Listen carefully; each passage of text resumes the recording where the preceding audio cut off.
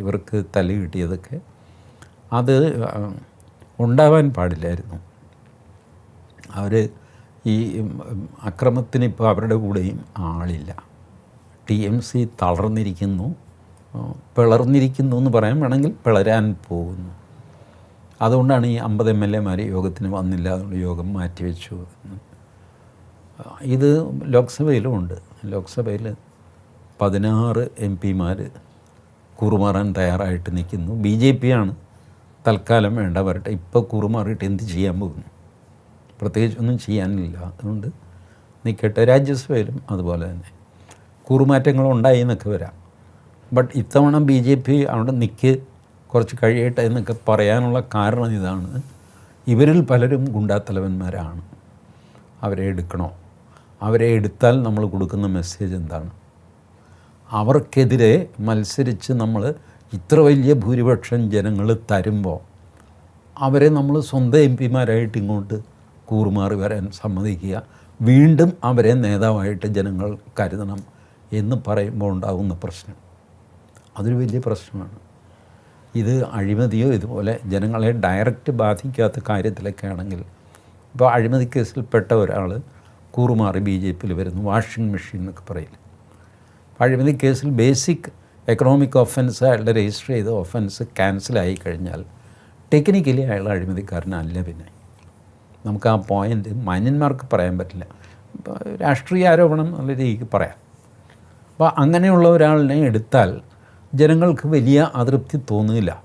കാരണം അവരെ ഡയറക്റ്റായിട്ട് അഫക്റ്റ് ചെയ്തൊരു കാര്യമൊന്നുമല്ല. ഏതോ ഓർഡർ കൊടുത്തപ്പോൾ അതിൽ കമ്മീഷൻ വാങ്ങിച്ചിട്ടുണ്ടെന്ന് സംശയിച്ചൊരു FIR ഇട്ടു, ആ FIR ക്യാൻസൽ ചെയ്തു, അന്ന് അതിനെ ചൊല്ലി വാർത്തയുണ്ടായി, പിന്നെ ഇപ്പോൾ ഒന്നുമില്ല, ഈ രീതിയിൽ പോകും. അപ്പോൾ പബ്ലിക് പെർസെപ്ഷൻ ഒരു പ്രശ്നമാണ്.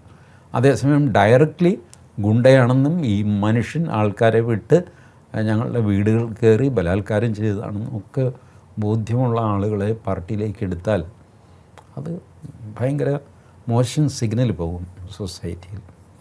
അത് BJP കരുതിയാണ് ഇപ്പോൾ ചെയ്യുന്നതെന്ന് എനിക്ക് തോന്നുന്നു കണ്ടിട്ട്. ഈ CPMൻ്റെ ഒരു തിരിച്ചുവരവുണ്ടാകും എന്നൊക്കെയുള്ള രീതിയിൽ സോഷ്യൽ മീഡിയയിൽ വലിയ CPMകാർ ഭയങ്കര ആഘോഷങ്ങൾ നടത്തുന്നുണ്ട് ബംഗാളിൽ. അല്ല, അത് ചെയ്തോട്ടെ എന്ന് പാവം, അവർക്ക് എന്തെങ്കിലും. മനുഷ്യനെ ഈ ജീവിക്കാൻ പ്രേരിപ്പിക്കുന്നത് എന്താണ്? കുറേ മോഹങ്ങളാണ്. സംസ്കൃതത്തിൽ കാമം എന്ന് പറയും. അതിന് ഒരു മോശം അർത്ഥം കൊടുക്കേണ്ട. കാമം എന്ന് പറയുമ്പോൾ നമ്മളെപ്പോഴും ഈ സെക്സിനെയാണ് കാമം. കാമം അങ്ങനെയല്ല, ആഗ്രഹങ്ങൾ, മോഹങ്ങൾ. അപ്പോൾ ഇതില്ലാതെ മനുഷ്യന് പ്രവർത്തിക്കാൻ സാധ്യമല്ല. ഇന്ന് നമുക്ക് എന്തെങ്കിലും ചെയ്യാനുണ്ട്, നേടാനോ നഷ്ടപ്പെടാനോ ഉണ്ട് എന്നുള്ള തോന്നലിൽ നിന്നാണ് രാവിലെ നമ്മൾ പുറത്തിറങ്ങുന്നത്. ഒന്നുമില്ല എന്ന് വെച്ചോ, ഒന്നും ചെയ്യാനില്ല, ചെയ്തിട്ട് കാര്യവുമില്ല, ഇങ്ങനെയൊക്കെ ഉണ്ടെങ്കിൽ മനുഷ്യൻ ചുമ്മാ ഇരുന്ന് പോകും. വരാൻ വെറുതെ കിഴക്കോട്ട് നോക്കിയാണ് എന്ത് ചെയ്യാനെന്നുള്ള മട്ടിലിരിക്കും. അപ്പം മനുഷ്യനെ കർമ്മോത്സുകനാക്കുന്നത്, കർമ്മത്തിന് കാരണമായിട്ടിരിക്കുന്നത് കാമമാണ്. അപ്പോൾ അത് വേണം. അങ്ങനത്തെ ആഗ്രഹങ്ങളൊക്കെ അവർക്ക്. അവർ വീണ്ടും ഇന്ത്യ ഭരിക്കുമെന്ന് സ്വപ്നം കാണും, നരേന്ദ്രമോദി അടുത്ത തെരഞ്ഞെടുപ്പിൽ തോക്കുമെന്ന് സ്വപ്നം കാണും. ഇങ്ങനെയൊക്കെ സ്വപ്നം കാണാൻ ആർക്കും അവകാശമുണ്ട്. അതിന് ടാക്സും അടയ്ക്കേണ്ട കാര്യമില്ല. Social media is also free.